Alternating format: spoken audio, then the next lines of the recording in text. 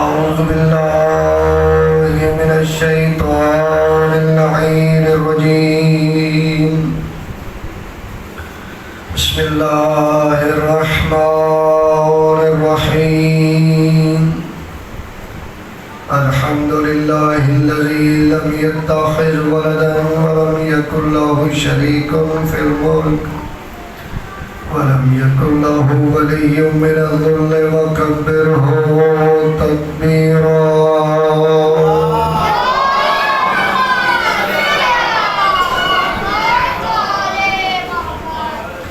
والصلاة والسلام التحية والإكرام على الرسول المصدق المصطفى الأمجد المحمود الأحمد أبي القاسم محمد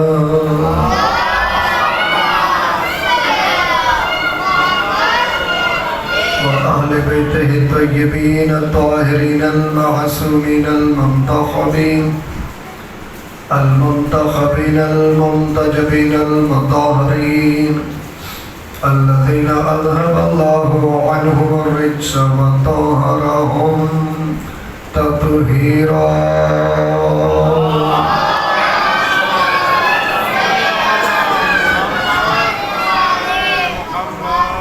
واللعنة الدائمة على أعداء الدين أجمعين من يومنا هذا إلى قيام يوم الدين.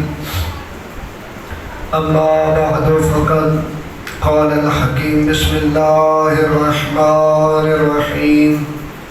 لقد كان لكم في رسول الله أسوة حسنة.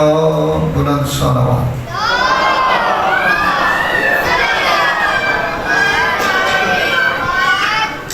دعا ہے پروردگار عشر کے باریان ان کے مومنین جس نے بھی دام دل میں قدم سخنے جتنی بھی اس ذکر پاک کے لیے عشر محرم کے لیے امداد کی ہے، پروردگار بہن کے ائمہ اہل بیت ان کی اس محنت و کاوش کو قبول فرمائے. مالک کائنات ان کے توفیقات خیر میں اضافہ فرمائے. ان کے گھروں پہ اپنی رحمتوں کا اور برکتوں کا پروردگار نزول فرمائے. مالک کائنات ان کے مرحومین کے درجات بلند فرمائے. آپ تمام برادران و بزرگان و عزیزان کا ذکر پاک کے لیے قدم بقدم چل کے آنا مالک ایک ایک قدم کو عبادت میں شمار فرمائے. مالک ہم سب کی دعاؤں کو قبول فرمائے. ہم سب کے مرحومین کے درجات بلند فرمائے. جتنے مومنین و مومنات نے میرے ذمہ دعائیں لگائی ہیں پروردگار اس ذکر کے صدقے میں ان کی دعاؤں کو قبول فرمائے. بالخصوص ایک بچی ہے معذور ہے، اس کے لیے کہا گیا تجھے امام حسین علیہ السلام کی 4 سالہ بیٹی سکینہ کا صدقہ پروردگار اس بچی کو شفا عطا فرما. اور بھی جتنے مومنین کے بچے بیمار ہیں مالک شفا کلی عطا فرمائے. ہم سب میں سے جتنے مریض ہیں بشمول میرے مالک سب کو شفا کلی عطا فرمائے. خداوند کریم کا لاکھ شکر ہے اس پروردگار نے ہم سب کو طیب و طاہر گھرانے سے مودت کرنے کا شرف بخشا. خدا کا جتنا شکر ادا کرے وہ کم ہے کہ پروردگار عالم نے ہمیں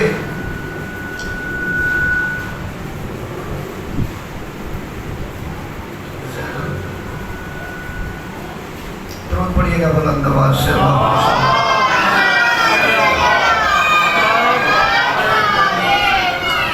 پروردگار کا جتنا شکر ادا کیا جائے وہ کم ہے کہ اس خدا نے ہمیں اتنا عظیم گھرانہ نصیب کیا. ایسا عظیم گھرانہ ہے کہ جو خدا کی پہچان کا ذریعہ ہے. یہ وہ ہستی ہیں جن کے صدقے میں اللہ نے اپنی پہچان کرائی اور انہوں نے پوری دنیا کو بتایا کہ کہ خدا ایک بھی ہے، خدا خالق ہے، خدا مالک ہے، خدا رازق ہے، یہ پوری کائنات کے پالنے والا خدا ہے، اس پوری کائنات کو بنانے والا خدا ہے۔ وہ ایسی ہستیاں ہیں جنہوں نے اس پوری دنیا کو خدا کی پہچان کروائی، چونکہ ان ہستیوں نے اپنا سب کچھ قربان کیا لیکن اللہ کی توحید کو بچایا۔ اب چونکہ خدا فرماتا ہے فَاذْكُرُونِي أَذْكُرْكُمْ، تم میرا ذکر کرو میں تمہارا ذکر کروں گا۔ اب خدا جو ہے وہ ان ہستیوں کا ذکر کروا رہا ہے، چاہے وہ لاہور میں کروائے، کراچی میں کروائے یا پوری دنیا کے جس کونے میں کروائے، چونکہ اس کائنات میں ان ہستیوں سے بڑھ کر کسی نے خدا کا ذکر کیا نہیں۔ اب یہ خدا ذکر کروا رہے ہیں، اب ظاہر ہے جب خدا ذکر کروائے گا تو جتنے بھی کوئی روکنے والے ہوں وہ ناکام ہوگے، لیکن یہ ذکر ہوتا رہے گا۔ اللہ آپ کو سلامت رکھے۔ موضوع ہے ہمارا سنت رسول۔ چند ابتدائی باتیں گزارش کی، خلاصہ مختصر میں یہ ہے کہ ہم پڑھ چکے ہیں مقام مصطفیٰ کے حوالے سے، ہم یہ پڑھ چکے ہیں کہ پروردگار چاہتا ہے کہ میرے نبی کی زندگی سے سیکھو، میرے نبی کی زندگی تمہارے لیے بہترین نمونہ ہے۔ خدا چاہتا ہے کہ میرے نبی کی اتباع کی جائے، خدا چاہتا ہے کہ میرے نبی کی اطاعت کی جائے۔ تو ہم نے کوشش کی مقام مصطفیٰ آپ تک پہنچانے کی، اور یہ بھی ہم نے بتانے کی کوشش کی کہ میرا نبی اللہ نے اتنا عظیم بنایا جس کے صدقے میں وہ فرمانے لولا کا لما خلقت الافلاک، خدا فرماتا ہے کہ حبیب میں اگر تجھے خلق نہ کرتا تو میں کائنات کی کوئی چیز ہی خلق نہ کرتا۔ تو بڑا ہی عظیم نبی ملا ہمیں، بڑا ہی عظیم رہبر ملا ہمیں۔ نبی تو بہت زیادہ ہے، 1,24,000 نبی ہیں، لیکن ان میں سے 313 رسول ہیں۔ لیکن رسولوں کو بھی دیکھیں تو خدا فرماتا ہے تِلْكَ الرُّسُلُ فَضَّلْنَا بَعْضَهُمْ عَلَىٰ بَعْضٍ، خدا فرماتا ہے کہ ان رسولوں میں سے اپنے بعض کو بعض پر فضیلت دی ہے، اور ہے سبھی صاحبان کی 1,24,000 نبی ہیں، 313 رسول ہیں، لیکن رسول بھی سارے ایک جیسے نہیں ہے۔ اللہ فرما رہے کہ میں نے رسولوں کو بھی بعض رسولوں پر فضیلت دی ہے، یعنی پتہ چلا کہ سارے رسول ایک جیسے نہیں ہے، سارے رسول ایک جیسے نہیں ہے۔ ان رسولوں میں بھی 5 اولو العزم نبی ہیں، توجہ ہے جی، میں نے کیا بیان کیا بھی 1,24,000 نبی ہیں، اور یہ یاد رکھیے گا 313 رسول ہیں۔ ہر نبی رسول نہیں ہوتا لیکن ہر رسول نبی ہوتا ہے۔ اللہ فرمانا ہے کہ میں نے سارے رسول ایک جیسے نہیں بنائے، میں نے بعض رسولوں کو تِلْكَ الرُّسُلُ فَضَّلْنَا بَعْضَهُمْ عَلَىٰ بَعْضٍ، میں نے بعض رسولوں کو بعض رسولوں پر فضیلت دی ہے، یعنی سارے رسول بھی ایک جیسے نہیں ہے۔ اگر مزاج مل گیا نبی ایک جیسے نہیں رسول ایک جیسے نہیں تو پھر جملہ تو مجھے کہنے دیجئے کہ جب سارے رسول ایک جیسے نہیں ہیں تو پھر ان کے پاس بیٹھنے والے ایک جیسے کیسے ہو جائیں گے؟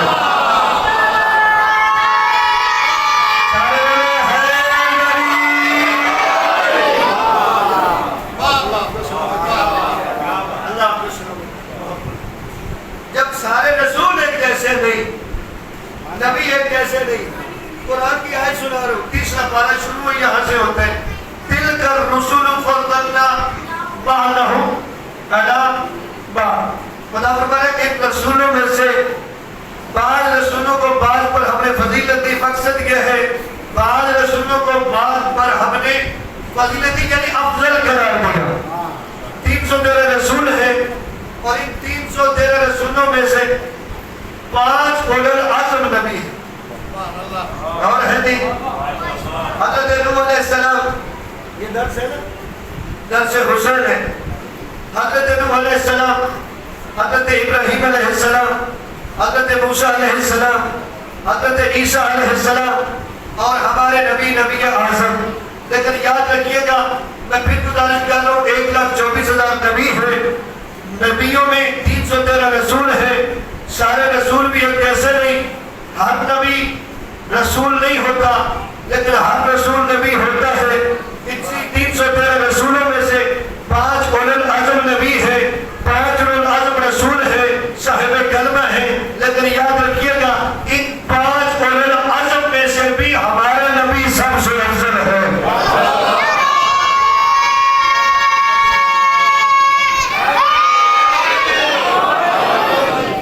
اللہ نے یہ مقام دیا میرے نبی کو. یہ جو ہم اشرے میں ہمارا موضوع تھا سنت رسول، اس لیے میں نے گزارش کی کہ آپ کو بتایا جائے کہ نبی کا مقام کیا ہے. کہ تمام نبیوں اور رسولوں سے افضل ہے میرے نبی. توجہ ہے نہیں؟ مقام مصطفیٰ آپ نے سمجھایا. ہمارا مقصد ہے آگے بڑھنا، جو ہم بڑے بھی تھے اور ایک حساب سے ہم نے تھوڑا سا رزلٹ دیا بھی ہے آپ کو. ہم نے چونکہ نبی کی سیرت سے سیکھنے، نبی کی سنت کو دیکھنے، نبی کی سنت کو فالو کرنے، نبی کا دین لینے، کس سے لیں گے؟ تو ہم نے ثابت کیا تھا کہ ہم لیں گے اس سے جس کے پاس علم زیادہ ہے.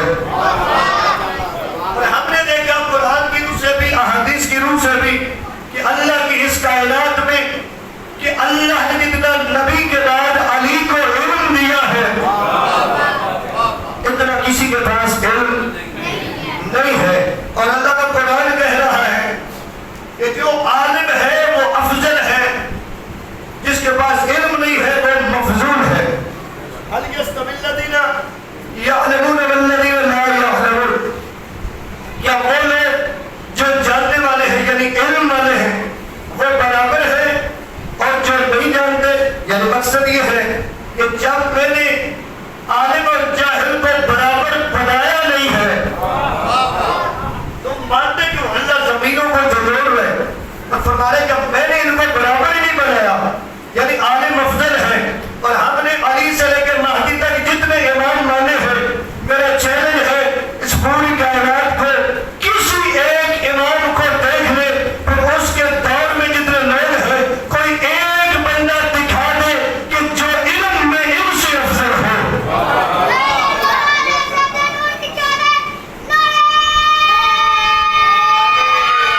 سارے بڑے علم میں یہ افضل ہے اور علم ہی معیار فضیلت ہے. اور ہے جی علم معیار فضیلت ہے. اگر کسی کے پاس علم ہو، میں اپنی بات نہیں کرتا، میں تو چھوٹا سا طالب علم ہوں، علم ہوگا تو اسے ادھر بٹھا دیا جائے گا. میں ایک بات کرنا چاہتا ہوں، یعنی اس کا مطلب ہے سادہ سی بات ہے، ممبر میں بیٹھنے کے قابل وہی ہوتا ہے جس کے پاس علم ہوتا ہے. یا پہنچے کہ نہیں پہنچے؟ ممبر میں بیٹھنے کے قابل کون ہوتا ہے؟ جس کے پاس علم ہوتا ہے. اگر علم نہیں ہوگا تو پھر ظاہر ہے خوار ہوگا نا. کیوں؟ سوال تو ہوں گے جب ممبر میں بیٹھا ہوگا، جب سوال ہوں گے تو اسے مسئلہ بنے گا، مسئلہ جب بنے گا تو مشکل کشا کے پاس جائے گا. علی مانو یہ آپ کا مقدر ہے کہ چپڑاسی سے لے کے صدر مملکت تک ہر کسی نے علی سے پوچھا ہے. علی وہ کریم ہے جس نے اپنوں کو بھی بتایا، بیگانوں کو بھی بتایا. سارے بولے ہیں. اب یہ یاد رکھیے گا کہ ہم علی والوں نے اگر علی سے لے کے مہدی تک امام مانے ہیں نا تو آنکھیں بند کر کے نہیں مانے. آپ نے میرے ساتھ رہنے، آپ نے آنکھیں بند کر کے، لگتا ہے آپ ماحول کی نظر ہوئے، میں کچھ جملے لینا چاہتا ہوں، اجازت ہے میرے جملے کے؟ ایک درود پڑھیے بلند آواز سے.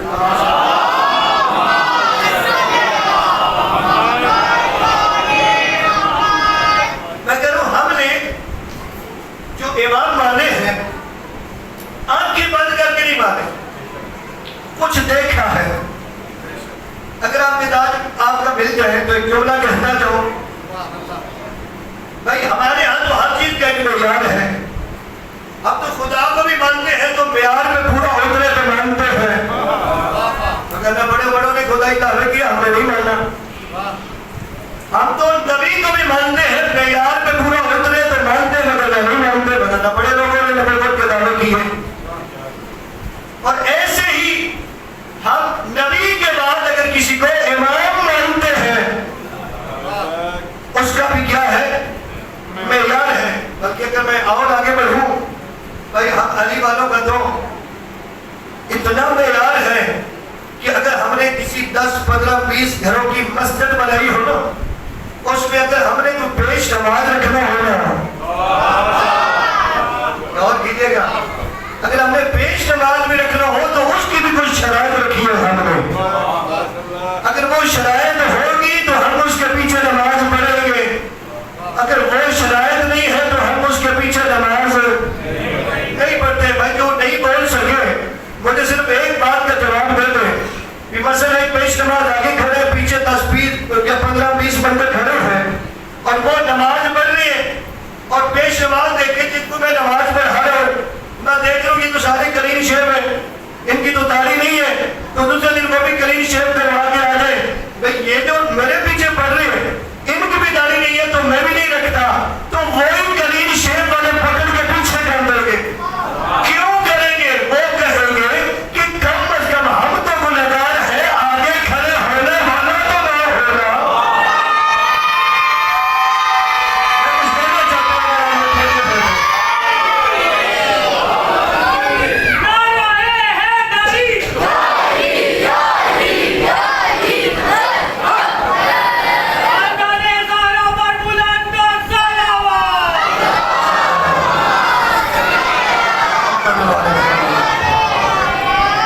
بھائی وہی جو کلین شیو والے ہیں نا وہی کہیں گے بھی ہم تو گنہگار ہیں ہی پر آگے کھڑے ہونے والا تو نہ ہونا. سمجھو ہے جی بھی آگے جو کھڑے ہونے والا ہے کم از کم اس کے اندر سے کم از کم کوئی امام کے کردار کی جھلک بھی تو نظر آئے نا. یعنی اس کا مطلب یہ ہوا کہ ہم آگے پیش نماز کو بھی بغیر شرط کے اور ہم یہ بھی جانتے ہیں کہ نماز باجماعت کا ثواب بھی بڑا ہے. اگر 10 بندے اس سے زیادہ ہو جائے یعنی 10 بندوں سے زیادہ ہو جائے جماعت میں تو اگر تمام فرشتے جو ہیں وہ لکھنے والے ہو تمام دریا سمندر سہیہ بن جائے یہ سب کچھ ختم ہو سکتا ہے ایک رکعت کا ثواب نہیں لکھ سکتے. یہ جو جماعت کے ساتھ نماز پڑھی جاتی ہے نا اگر 10 بندوں سے زیادہ بندے ہو جائیں جماعت میں تو اگر میں حدیث سنا رہا ہوں تمام فرشتے لکھنے والے ہو تمام دریا سمندر سہیہ بن جائے تمام درخت گھر میں بن جائے پھر بھی یہ سب کچھ ختم ہو سکتا ہے ایک رکعت کا ثواب نہیں لکھ سکتے. لیکن ہمیں پتہ ہونے کے باوجود ہم یہ ثواب پتہ ہونے کے باوجود بھی ہم یہ نہیں لیتے. کیوں؟ اس لیے کہ پیش نماز اہل نہیں ہے.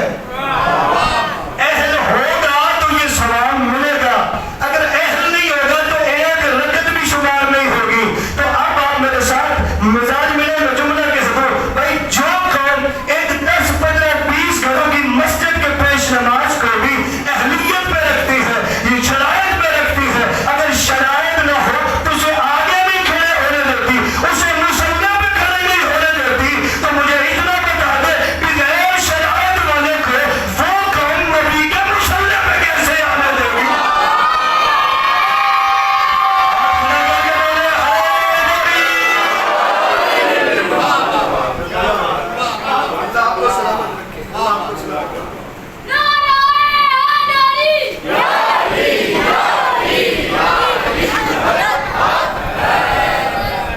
ہم نے اگر ان ہستیوں کو مانے تو کچھ دیکھ کے مانے کچھ شرائط تھی.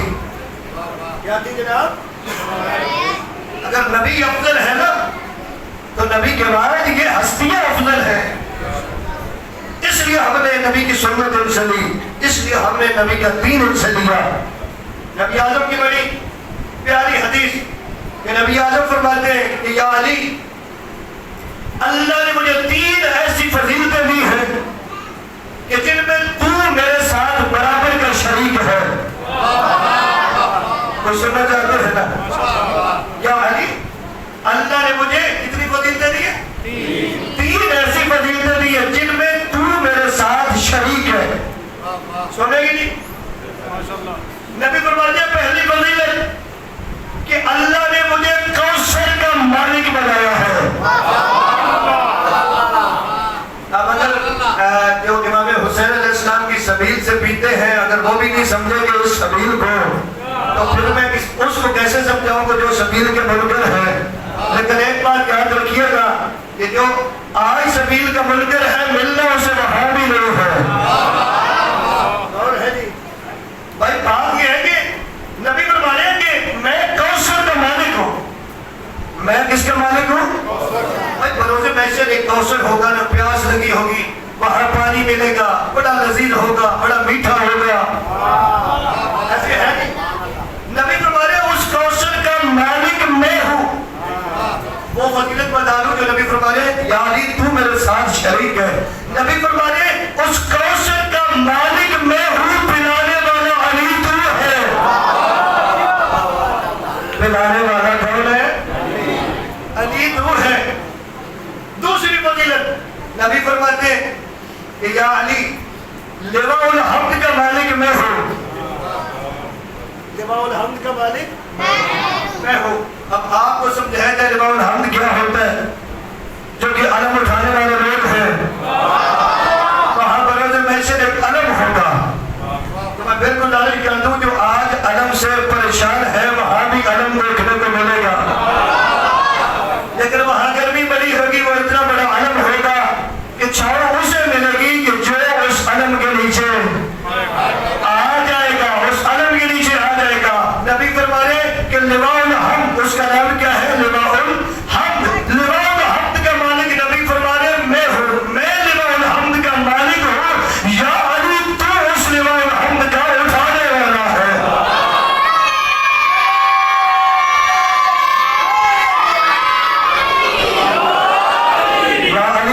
اس لواء الحمد کا اٹھانے والا ہے. اب تیسری بات سنیے گا, نبی فرماتے ہیں جنت اور دوزخ کا مالک میں ہوں.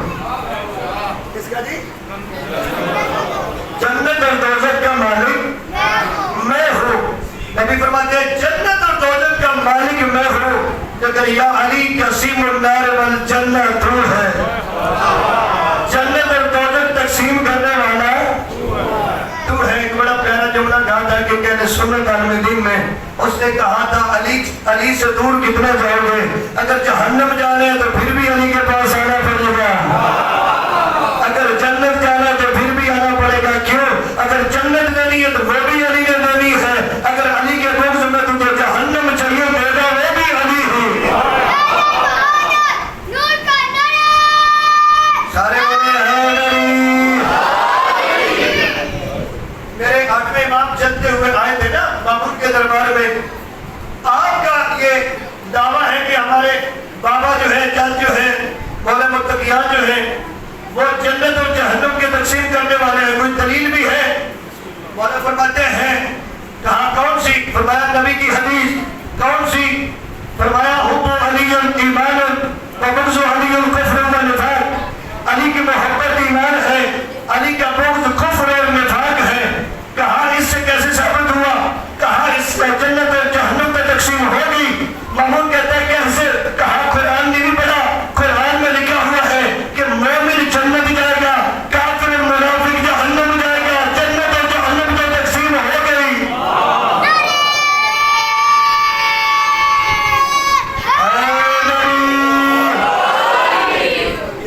اچھا امام چلے دربار سے نکلے, وہ تو مطمئن ہو گیا. ایک مومن تھا, صحابی تھا, مولا کا. وہ کہتا ہے مولا آج آپ نے کمال کر دیا. آپ جو حاکم تھا نا کہ دشمن تھا, اس کے تو ماتھے میں پسینے آ گئے تھے, آج آپ نے کمال ہی کر دیا.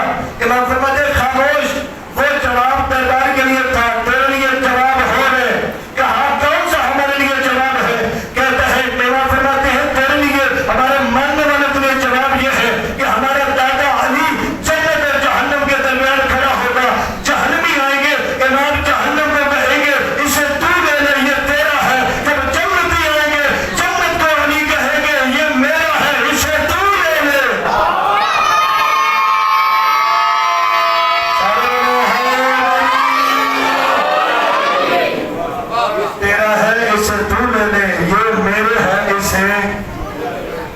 ابتدا اختیار ہے، لیکن 3 فضیلتیں یہ بیان کی.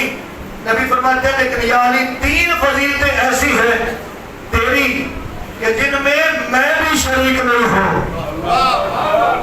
سننا پسند فرمائیے. علی کے بارے میں نبی کیا فرما رہے ہیں کہ 3 فضیلتیں تیری ایسی ہے. بات ہو رہی تھی کہ ہم نے آنکھیں بند کر کے علی کو یا ان کے بیٹوں کو نہیں مانا، کچھ دیکھا ہے.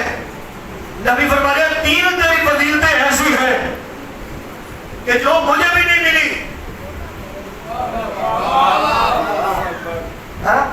جو مجھے بھی نہیں ملی. کون سی فضیلتیں؟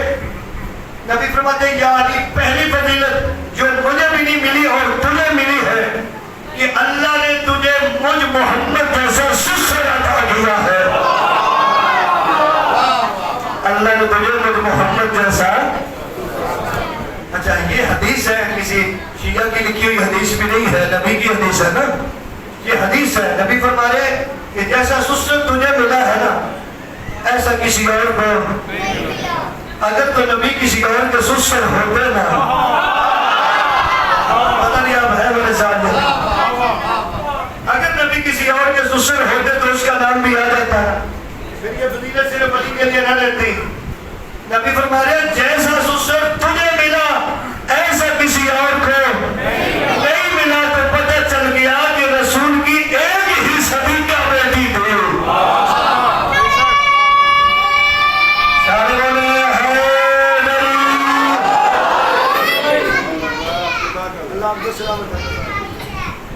آگے فرماتے ہیں دوسری فضیلت اور ہے جی پہلی فضیلت جیسا سسر تجھے ملا ایسا مجھ محمد کو بھی نہیں ملا. دوسری فضیلت فرمایا جیسی زوجہ تجھے ملی،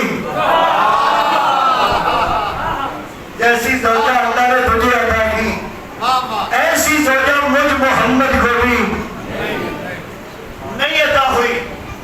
ابن عمر کہتا ہے کہ علی کو جو 3 فضیلتیں ملی ہے نا وہ اگر ان میں سے ایک بھی مجھے مل جاتی تو سرخ رنگ کے اونٹوں سے مجھے زیادہ محبوب تھی. یہ سرخ رنگ کے اونٹ عرب میں بڑے قیمتی ہوتے تھے، بڑے بندے خوش ہوتے تھے اگر مل جائے اس کو مل جائے. کہتے سرخ رنگ کے اونٹوں سے بھی مجھے زیادہ محبوب ہوتے اگر ان 3 فضیلتوں میں سے ایک فضیلت مل جاتی. توجہ ہے جی. کیسی فضیلت؟ فرمایا پہلی فضیلت کہ علی کو سیدہ جیسی زوجہ ملی. دوسری فضیلت جنگ خیبر میں علم علی کو ملا. تیسری فضیلت ابن عمر کہہ رہے ہیں کہ تیسری فضیلت یہ ہے کہ علی ہی واحد شخص ہے جس نے آیت نجمہ پہ عمل کیا. اب مجھے 2 منٹوں میں بتانا پڑے گا کہ آیت نجمہ کیا ہے. یہ سورہ مجادلہ کی آیت نمبر ہے 12. کیا ہے؟ سورہ مجادلہ کی آیت نمبر 12 ہے. ہوتا یہی تھا کہ نبی اعظم جب تبلیغ کرتے تھے تو لوگ ہوتے تھے کافی اسلام پھیل چکا تھا، باہر کے ممالک میں بھی لوگ مسائل پوچھنے کے لیے آتے تھے. نبی جب کوئی بات کرنے لگتے تھے تو ایک امیر آدمی اٹھتا ادھر آ کے سرگوشی کرنا شروع ہوتا، پھر وہ بیٹھتا پھر دوسرا آتا وہ سرگوشی کرنا شروع. اب آپ تو پریشان ہو گئے. مثلا میں یہاں پہ بیٹھا ہوں، ایک بندہ اٹھتا ہے کوئی ادھر آپ میرے کان میں بات کر جاتا ہے، وہ بیٹھتے ہیں ادھر سے اٹھتے ہیں وہ کر جاتے ہیں. اب بندے تو پریشان ہو گئے بھی اتنی سیکرٹ بات کیا ہے کہ ہمیں نہیں پتا. توجہ ہے جی. اب وہ جو امیر لوگ تھے وہ کیا کرتے تھے کہ لوگوں کو پتہ چلے نبی کے ذریعے یہ بھی کچھ ہے. توجہ ہے جی. کہ پیسہ کچھ ایسی چیز ہوتی ہے بندہ سمجھتا کہ پیسے ہی سب کچھ ہے، لیکن اسلام میں کچھ ایسا نہیں. سرگوشی کرتے ایک اٹھتا پھر دوسرا اٹھتا پھر تیسرا اٹھتا. صحیح طریقے سے نبی کو بات نہیں کرنے دیتے تھے. کیا نہیں کرتے تھے؟ نبی تنگ آ گئے. جب نبی تنگ آ گئے تو اللہ نے آیت نازل کی کہ اب میرے نبی سے سرگوشی وہ کرے گا جو پہلے صدقہ دے گا. آپ متوجہ ہوں گے تو تک پڑے گا کہ میرے نبی سے یہ جو بزرگ کرتے ہیں نا آہستہ سے بات کرتے ہیں یہ کرے گا وہ بات کرنے سے پہلے صدقہ نکال لیں. بات کرنے سے پہلے کیا کرے گا؟ صدقہ نکالے گا. آج تو بڑے دعوے ہیں نے یہ کر دیا وہ کر دیا. پوری تاریخ پڑھ کے دیکھیں گے یہ آیت نازل ہوئی کہ بات وہ کرے گا سرگوشی وہ کرے گا کہ جو پہلے صدقہ دے گا. لیکن تاریخ کہتے ہیں روایت میں ملتا ہے کہ جو ہی یہ آیت نازل ہوتی گئی نبی کی بارگاہ ہمیں کوئی آتا ہی نہیں تھا. پتہ نہیں آپ میرے ساتھ ہیں یا نہیں. نبی کے بارگاہ میں کوئی آتا ہی نہیں تھا. کیوں؟ کچھ دینا پڑے گا. اور تیرے مولا متقیان فرماتے کیا ہے؟ جو بات میں نے کی کہ عبداللہ بن عمر نے کہا کہ علی علیہ السلام نے آیت نجمہ پر عمل کیا. علی علیہ السلام فرماتے اس دن میرے پاس 1 دینار تھا, میں نے اس کا چینج کروایا. چینج کروانے سے 10 درہم بنے. میں 1 دینار صدقہ کرتا تھا, نبی سے سرگوشی کرتا تھا, پھر صدقہ دیتا تھا, پھر سرگوشی کرتا تھا. علی فرماتے ہیں میں نے دن میں نبی سے 10 دفعہ سرگوشی کی. مجھے ایک جملہ کہنے دیجیے, پھر بے شک بولیے گا نہ بولیے گا. بھائی یہ بتائیں جو نبی کے لیے 1 درہم نہیں دے سکتا وہ 3 کے لیے کیا دے سکتا ہے؟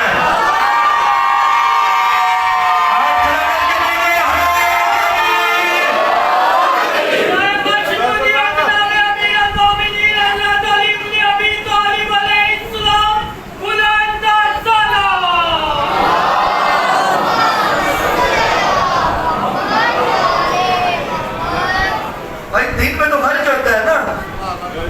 تو بات کرنے کے لیے 1 ٹکا نہیں دے سکتا. توجہ ہے جی. جو 1 روپیہ نہیں دے رہا, 1 درہم نہیں دے رہا, ٹھیک ہے, وہ جو ہے اس کا انعام بلند ہے. لیکن جنہوں نے نبی کے لیے سب کچھ قربان کیا ان کا نام نہیں لیا جا رہا. ہم نے اگر اہل بیت کی طرف نبی کے بعد رخ کیا, رجوع کیا, تو میں 10 دن سے یہی بتانے کے لیے جتنے دن گزرے ہیں یہی بتانے کی کوشش کر رہا ہوں کہ ہم نے آنکھیں بند کر کے نہیں کیا. ابھی کل بات ہوئی تھی نا غدیر کی. غدیر میں 105 صحابی ہیں جنہوں نے گواہی دی ہے غدیر کی حدیث کی. غدیر والی حدیث کی کتنے صحابی ہیں؟ 100. صرف نام نہیں لیے, اگر کسی کے چاہیے ہو تو نام لکھ دیں گے. نام بھیج دیں گے. 105 صحابی ہیں جنہوں نے بتایا کہ غدیر ہوئے, منبر بھی لگے, ہاتھ بلند بھی ہوئے. توجہ ہے جی. تو پھر بھی نہیں سمجھ آ رہی. نبی نے تو اپنی زندگی میں بتا دیا تھا کہ میرے منبر پہ کون بیٹھے گا, میرے بعد آپ نے دین کس سے لینا ہے, میرے بعد آپ نے میری سنت کس سے لینی ہے, اس گھرانے سے لینی ہے. اور میں نے چیلنج کیا کہ علی سے لے کے مہدی تک مجھے کوئی بھی ایک ایسا بتا دو کہ جو امام جس دور میں تھا اس دور میں کوئی اس جیسا عالم تھا. چلو دوسرا جملہ, مجھے پہلے امام سے لے کے 12ویں تک کوئی ایک امام ایسا دکھا دو کہ جس نے کسی دنیا دار بندے سے پڑھا ہو. کوئی ایک استاد بتا دو. توجہ ہے جی. کوئی ایک استاد, مجھے 9ویں امام کے لیے ایک استاد رکھا گیا, دشمن وقت نے استاد رکھا. تو یہ جو ہے نا یہ ہمارا استاد پڑھائے گا, ہمارے مطابق پڑھائے گا, تو یہ پھر ہمارے مطابق ہو جائیں گے. وہ جب مہینہ گزرا بادشاہ وقت نے پوچھا بھائی ہاں کتنا پڑھائے؟ اس نے کہا میں نے کیا پڑھانا تھا, امام تقی نے تو مجھے پڑھایا ہے. میں نے کیا پڑھانا تھا, میں نے 9ویں امام کا بچپنا تھا نا, تو انہوں نے کوشش کی کہ ہم پڑھا لیں گے, لیکن امام کو کون پڑھا سکتا ہے. اسی لیے بار بار یہی بتانے کی کوشش کر رہے ہیں اس منبر حسین سے کہ ہم نے عالم کو مانے. کس کو مانے؟ شیعہ سنی کتابوں میں موجود نہیں ہے کہ 12ویں امام آئیں گے. توجہ ہے نہیں. لیکن جب 12ویں امام آئیں گے تو امام آئیں گے تو پڑھائیں گے نماز. نماز جب پڑھنے لگیں گے تو کہا جائے گا انتظار کریں. امام فرمائیں گے انتظار کرنا ہے. کیوں؟ کہا ایک جو ہے آنے والا ہے. آپ مجھے نہیں کہ میں جملہ دینے لگا. ایک ہستی کا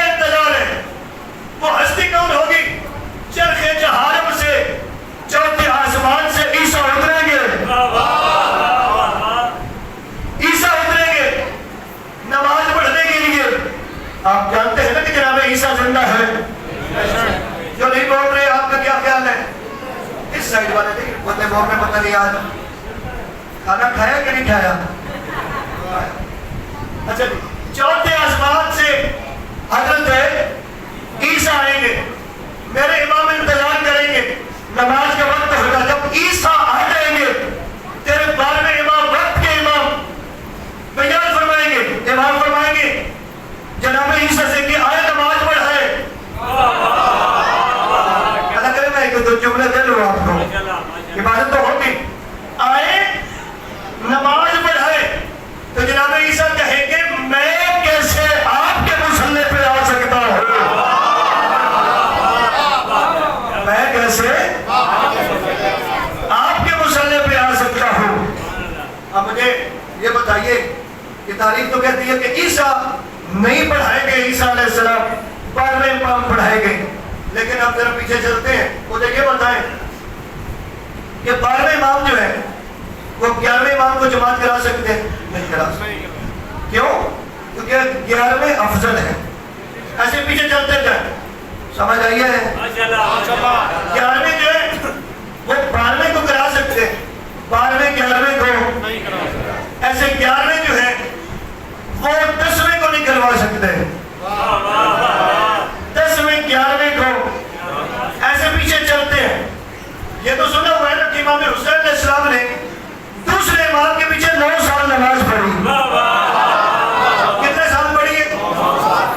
آج لوگ ایک پروپیگنڈا کرتے ہیں, کہتے ہیں کہ جب امام حسین علیہ السلام کو نہیں مانتے, تو بھائی ہم تو حسین کا امام مانتے ہیں. حسن ہم تو امام مانتے ہیں. 9 سال نماز پڑھی امام حسین علیہ السلام نے. ایک دفعہ بھی ایسا نہیں ہوا کہ حسین آگے کھڑے ہوئے, حسن پیچھے کھڑے ہوئے. اس کا مطلب یہ ہے کہ جو حسن ہے وہ امام ہے, حسین ان کی دور میں معمول ہے. تو جب علی موجود ہو تو حسن نہیں پڑھا سکتے. اب آپ کو لطف آئے گا, وہ بات یاد ہے نا کہ عیسیٰ علیہ السلام نہیں پڑھائیں گے, 12ویں پڑھائیں گے. اب ذرا غور کیجیے گا, اگر علی موجود ہو نا تو دوسرے 11 کے 11 موجود ہو, سارے کے سارے علی کے پیچھے نماز پڑھ سکتے ہیں. علی ان کے پیچھے نماز نہیں پڑھ سکتے. مجھے سمجھ نہیں آ رہی اس معاشرے سے, مجھے سمجھ نہیں آ رہی لوگوں کی جو باتیں کرتے ہیں علی نے فلاں کے پیچھے نماز پڑھی, علی نے فلاں کے پیچھے نماز پڑھی, علی نے فلاں کے پیچھے نماز پڑھی. علی کے 12ویں بیٹے کے پیچھے کہ آگے کھڑے ہو کے عیسیٰ نماز نہیں پڑھاتے, کوئی خاکی علی کو کیسے پڑھا دیتا؟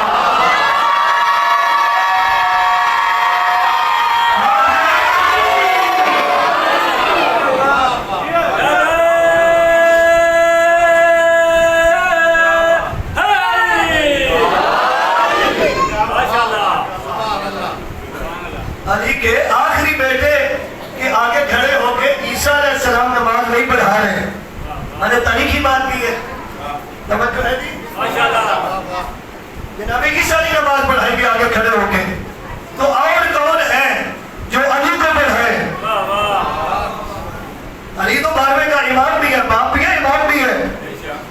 اور علی کا مقام کیا ہے دیکھو نا. یہ جتنے امام ہیں نا یہ اپنے بچوں کے امام ہیں, اپنے باپ کے امام نہیں ہیں. اللہ کرے میں جملہ پہنچا دوں. بھائی 11ویں امام جو ہے وہ جو ہے وہ 12ویں کے امام تو ہے, لیکن 10ویں کے نہیں ہیں.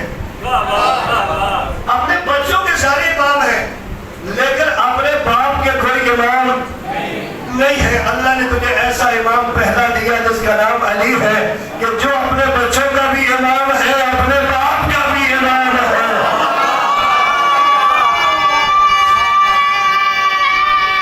سارے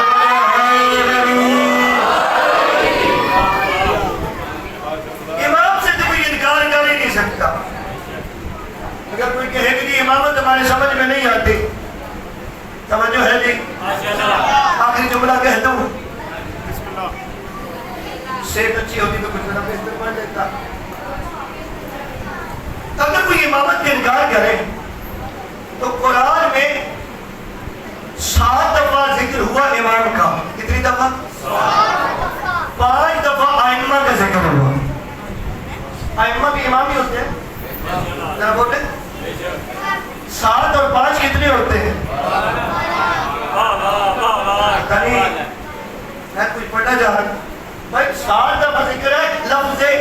قرآن میں 5 دفعہ ذکر ہے ائمہ کا. 7 اور 5 کتنے ہوئے؟ ائمہ بھی امام ہی ہوتے ہیں نا, امام کو جمع کریں وہ ائمہ ہو گئے. تو 7 اور 5 12, یعنی پتہ چلا کہ قرآن میں بھی اگر امام 12 ہے تو ذکر بھی 12 کا ہے, یعنی یہ لفظ بھی 12 دفعہ استعمال ہوا امام کا. اور پھر اللہ کہہ رہے یوم ندعو کل اناس بے امامہم, ندا دی جائے گی جب سارے انسانوں کو کس کے ساتھ؟ امام کے ساتھ. سمجھے ہے قیامت والے دن کس کے ساتھ اٹھایا جائے گا؟ امام کے ساتھ. اٹھایا کس کو جائے گا؟ انسانوں کو. اس کا مطلب ہے امام انسان کا ہوتا ہے, انسانوں کا امام ہے اور انسانوں کو اٹھایا جائے گا. ایسے ہی ہے, انسانوں کو اٹھایا جائے گا اور یہ ذہن میں رکھیے گا کہ اٹھانا ہے خدا نے اور اٹھانا ہے امام کے ساتھ. تو پھر بات جانا جب ادھر تو نے اٹھنا امام کے ساتھ تو ادھر بھی کسی کو امام مان کے جانا. بھائی ہر دور میں امام ہونا چاہیے, ہر دور میں صدیق ہونا چاہیے. کیوں؟ اللہ کہہ رہے اے ایمان والوں سچوں کے ساتھ ہو جاؤ, تو ہر دور میں ایک سچا ہونا چاہیے. اگر نبی نے فرمایا مثل اہل بیتی کمثل سفینۃ نوح, کہ میرے اہل بیت کی مثال کشتی نوح جیسی ہے, جو اس پر سوار ہو گیا وہ گمراہی سے بچ گیا, تو پھر ہم بھی تو موجود ہے نا. اور کشتی نوح ہماری اس دور میں بھی ہونی چاہیے نا. تو بھائی ہم تو بتاتے ہیں وہ کشتی نوح ہے, ہم تو بتاتے ہیں وہ سچا ہے, لیکن ہمارا یہ دعویٰ ہے بتائیں تو صحیح آپ کا وہ سچا کون ہے اس دور کا؟ اس دور کا صدیق کون ہے آپ کا؟ کیونکہ سچے کے ساتھ ہونے اور کشتی نوح ہے, اس میں بھی آپ نے بیٹھنے کیسے بیٹھو گے؟ تو پھر وقت کے امام کو ماننا پڑے گا. وقت کے امام کی گستاخی نہیں بلکہ اسے ماننا پڑے گا. توجہ ہے جی؟ یاد رکھیے گا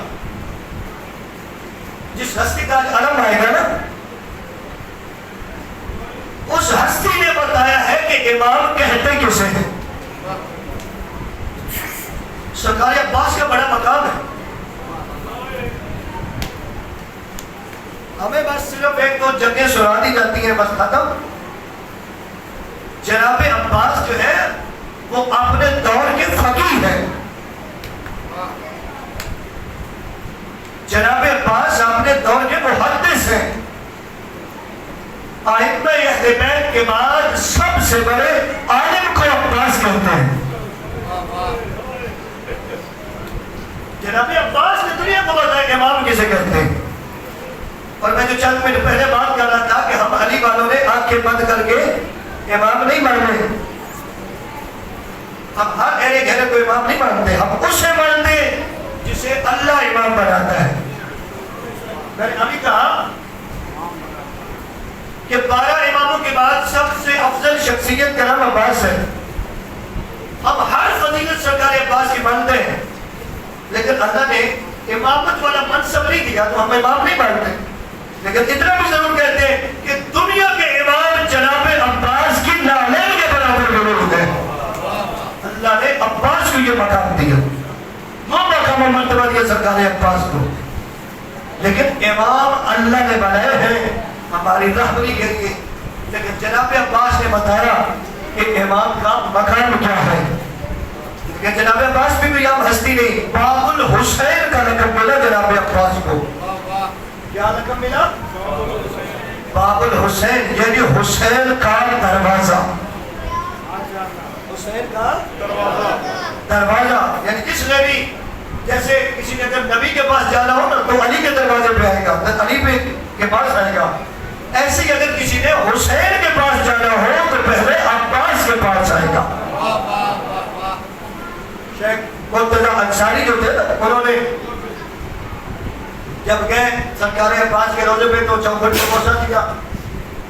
جب چوکھٹ کو بوسہ دیا تو ایک آدمی تھی دیوروں نے کہا کہ آپ نے یہ بوسہ جو دیا ہے یہ کیسا بوسہ ہے؟ کہا ہے میں نے اسے باب المعصوم معصوم مین سمجھ کے بوسہ دیا ہے.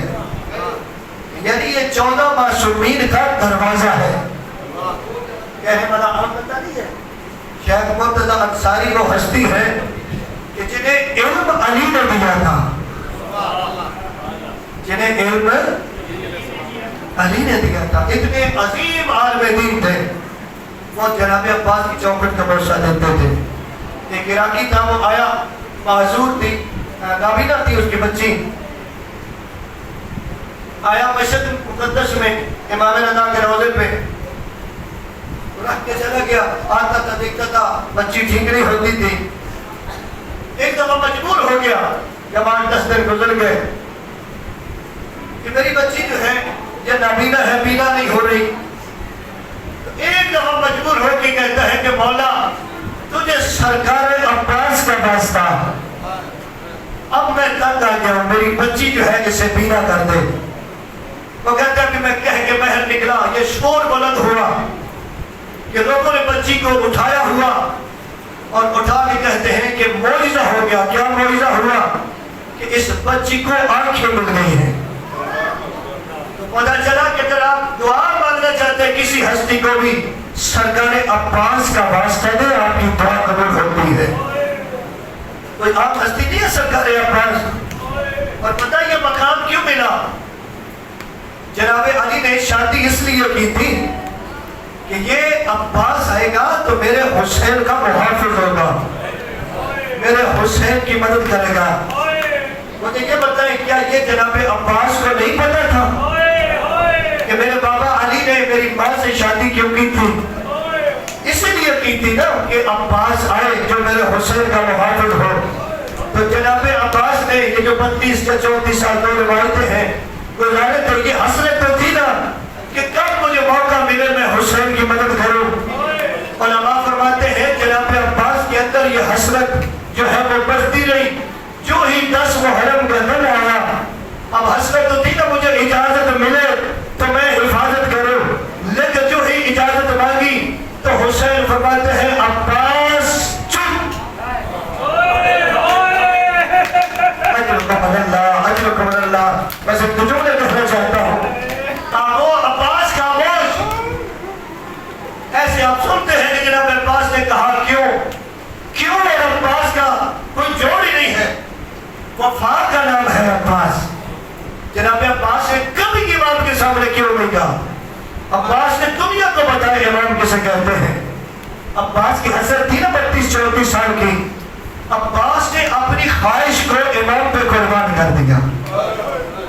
اللہ نے جناب عباس کو یہ مقام دے دیا کہ آج جناب عباس باب المعصومین ہے, معصومین کا دروازہ ہے. اگر آپ نے ان سے کچھ مانگنا ہو عباس کا واسطہ میں, آپ کی دعا قبول ہوتی ہے. اللہ سرکار عباس کے صدقے میں آپ کی قربانیان کی اور ان کے معاملین کی ہم سب کی دعاؤں کو قبول فرمائے, وہ اپنے مخصوص کی دعاؤں کو قبول فرمائے. بڑی مشکل اجازت ملی ہے جناب عباس کو. ایک جملے سن لیں, میرا پڑھ لینا آسان ہے, آپ کا سننا آسان ہے. میں نے پڑھ لیا, آپ نے سن لیا. یہ جناب حسین کو پتا ہے میں نے عباس کو اجازت کیسے دینی ہے.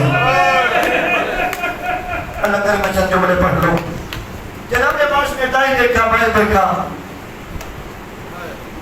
جناب عباس فرماتے ہیں کیا مولا مجھے اجازت نہیں؟ فرمایا تو میری فوج کا جرنیل ہے, بہادر باپ کا بہادر بیٹا, مجھے یہ بتا جس فوج کا جرنیل مارا جائے وہ فوج کی سہارے پہ ہوتی ہے. جناب عباس نے دائیں بائیں دیکھ کے فرمایا مولا وہ جرنیل تو موجود ہے, میں دیکھ رہا ہوں کہ فوج کہاں ہے.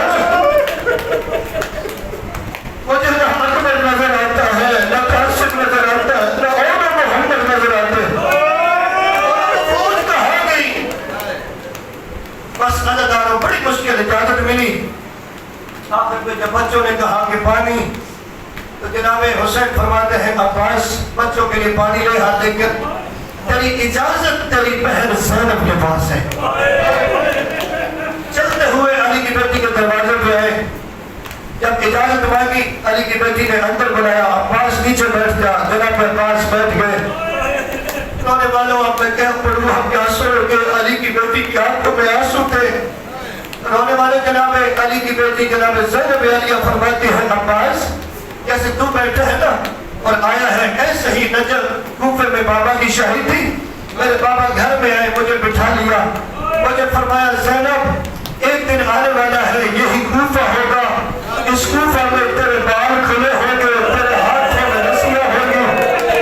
اجرکم اللہ اجرکم اللہ اللہ کے رسول عباس نے سوچتی نہیں. میں نے کہا بابا میرے ہاتھوں میں کیوں رسیاں ہوگی میرے سر پہ چادر کیوں نہیں ہوگی. کیا میرا حسین نہیں ہوگا کیا میرا عباس نہیں ہوگا کیا میرا قاسم نہیں ہوگا کیا میرا علی اکبر نہیں ہوگا.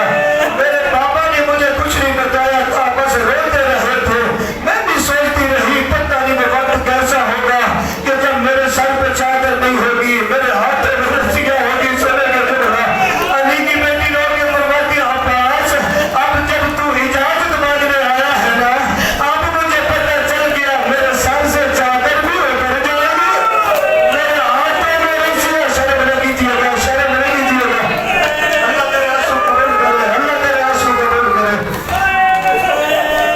اب جب تو اجازت مانگنے آئے نا اور میں جانتی ہوں علی کی بیٹی ہوں جو بھی گیا زندہ واپس نہیں آیا تو بھی زندہ واپس نہیں آئے گا. اداروں اجازت ملی فرات میں آئے پانی بھرا بس ایک دو جملے بس پانی بھر لیا. ہم ایسے ہی تو نہیں ان کی وفات کو بیان کرتے 1400 سال سے بیان کرتے رہے. اللہ تعالیٰ ہم اس لیے وفا بیان کرتے ہیں کہ دریا بہ رہا ہے لیکن بہتے دریا سے سوار بھی پیاسا باہر ہے. اجرکم اللہ اجرکم اللہ. سواری بھی پیاسی بہ رہی. رونے والوں پہلے بھی فرات کے کنارے پہ جنگ کر کے فرات کا کنارہ خالی کروایا تھا. اب جب مشرق باہر کے نکلے ہیں یہ ملعون عمر بن سعد اللہ کی اس پہ لعنت ہو. یہ کہتا ہے اگر پانی خیبر پہنچ گیا ہماری جیتی ہوئی جنگ ہار جائے گی. عباس پہ چاروں طرف سے حملہ کرو. اللہ تعالیٰ یہ فوجیں واپس آ گئی جو فوجیں چلی گئی تھی واپس آ گئی. اللہ تعالیٰ کیسے بیان کرو. اب یہ جو فوجیں آئی ہے نا چاروں طرف سے انہوں نے حملہ کیا. کوئی تیر مار رہا تھا کوئی تلوار مار رہا